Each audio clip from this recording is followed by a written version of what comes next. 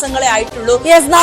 മടങ്ങിയെത്താം. ഇപ്പോൾ അമ്മ vice president Jayan Cherthala നമുക്കൊപ്പം ചേരുകയാണ്. ശ്രീ ജയൻ ചേർത്തല, സിദ്ദിഖ് വളരെ ധാർമ്മികമായ നിലപാട് എടുത്തിരിക്കുന്നു ഈ ഘട്ടത്തിൽ എന്ന് പറയാം അല്ലെ? എങ്ങനെ പ്രതികരിക്കുന്നു? അല്ല, അത് നന്നായി. കാരണം നമ്മൾ ആദ്യം തൊട്ടേ നിങ്ങളുമൊക്കെ ഉണ്ടായിരുന്ന ഇന്റർവ്യൂവിൽ തന്നെ ഞാൻ പേഴ്സണലി പറഞ്ഞതാണ്, എന്റെ പേഴ്സണൽ ഇന്റർവ്യൂവിൽ പറഞ്ഞതാണ്, നമുക്കൊരിക്കലും ഇരകൾക്കൊപ്പമേ നമ്മൾ നിൽക്കുള്ളൂ എന്നുള്ളത് നമ്മൾ അസന്നിഗ്ധമായി പ്രഖ്യാപിച്ചിട്ടുള്ളതാണ്.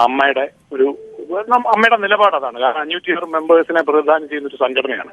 256 വനിതകളും 250 പുരുഷന്മാരുമുള്ള സംഘടനയാണ്. അപ്പൊ അവരുടെ ഇന്റഗ്രിറ്റിയും ഇൻഡിവിജ്വാലിറ്റിയും കാത്തു സൂക്ഷിക്കാൻ അമ്മയ്ക്കും അമ്മയുടെ ഭാരവാഹികൾക്കും ഉത്തരവാദിത്വമുണ്ട്.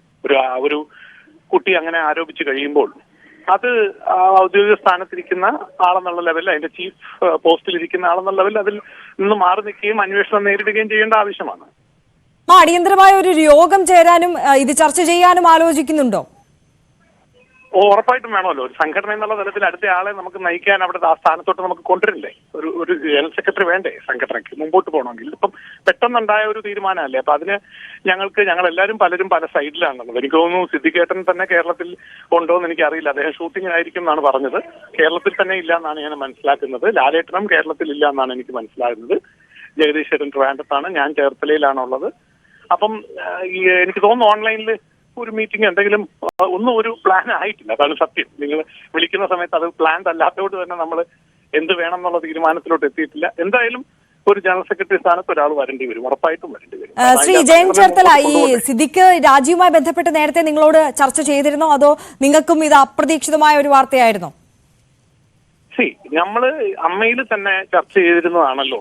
കുറ്റം ആരോപിതരുണ്ട് മാറി നിൽക്കുക എന്നുള്ളത് നേരത്തെ എടുത്തിട്ടുള്ള ഒരു അജണ്ടയാണ്. അതിനകത്ത് യാതൊരു സംശയമില്ല. അതിൽ കലക്കൽ ചേർക്കേണ്ട കാര്യങ്ങളില്ലല്ലോ. മനസ്സിലായില്ലേ? ആരോപണം വന്നു കഴിയുമ്പോൾ മാറി നിൽക്കുക, അന്വേഷണം നേരിടുക എന്നുള്ളത് നമ്മൾ പബ്ലിക്കിനോട് പറഞ്ഞിട്ടുള്ളതാണ്. അപ്പൊ നാച്ചുറലി അതിന്റെ തലപ്പത്തിരിക്കുന്ന ഒരാളെ കുറിച്ച് വന്നു കഴിയുമ്പോൾ അദ്ദേഹം അങ്ങനെ ഒരു തീരുമാനമെടുത്തത് നല്ലത് തന്നെയാണ്. അത് നേരത്തെ ഒരു ചർച്ചയുടെ ആവശ്യമില്ല, ചർച്ച ചെയ്തിരുന്നില്ല. ഞാൻ രാവിലെ എക്സർസൈസ് ചെയ്യാൻ പോകുന്ന സമയത്താണ് എനിക്ക് ഈ ഫോൺ വരുന്നത്. അത് ഉചിതമായ തീരുമാനമായിട്ടാണ് എനിക്ക് തോന്നുന്നത്. ഈ ആരോപണത്തിന്റെ ഗൗരവം അത് വളരെ ഗുരുതരമാണ് എന്നുള്ളത് കൂടി മനസ്സിലാകുന്നുണ്ടോ? ഏത് തരത്തിലാണ് അതിനെ നോക്കിക്കാണുന്നത്?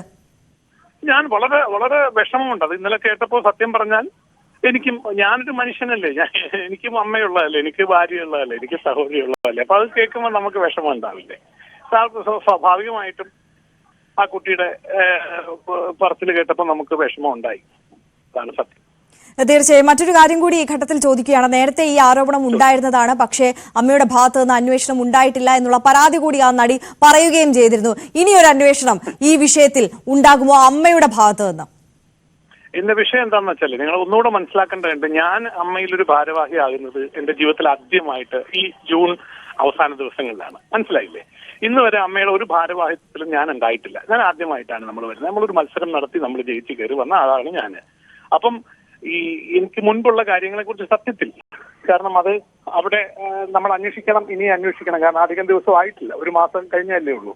എന്തായാലും അമ്മയുടെ ഭാഗത്ത് നിന്ന് നമ്മൾ ഒരു നീതിന്യായ വ്യവസ്ഥിതി നിൽക്കുന്ന നാട്ടില് അന്വേഷണം വരട്ടെ, പോലീസ് വരട്ടെ, അന്വേഷിക്കട്ടെ എന്നുള്ളതാണ് നമ്മുടെ ഇതുവരെയുള്ള തീരുമാനം. ഇനി ഒരു എക്സിക്യൂട്ടീവ് കൂടുന്ന സമയത്ത് ബാക്കി തീരുമാനങ്ങൾ ഉണ്ടെങ്കിൽ ഉരുത്തിരിഞ്ഞെടുക്കട്ടെ. ഓക്കെ. ഒരു കാര്യം കൂടി ചോദിച്ചോളട്ടെ. അതായത് ഇപ്പോൾ കഴിഞ്ഞ ദിവസം നടി ഉർവശിയുടെ അടക്കം ഭാഗത്തു നിന്ന് വന്നിട്ടുള്ള നിലപാട് താങ്കൾ കേട്ട് കാണുമെന്ന് മനസ്സിലാക്കുന്നു.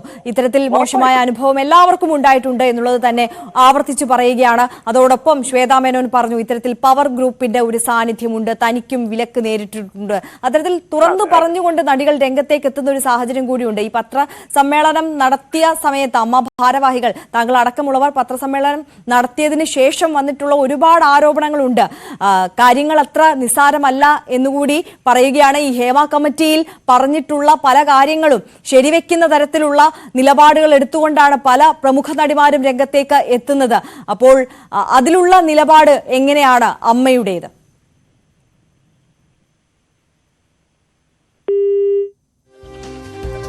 ജയൻ ചേർത്തലയാണ് നമ്മളോടൊപ്പം പ്രതികരിച്ചത്.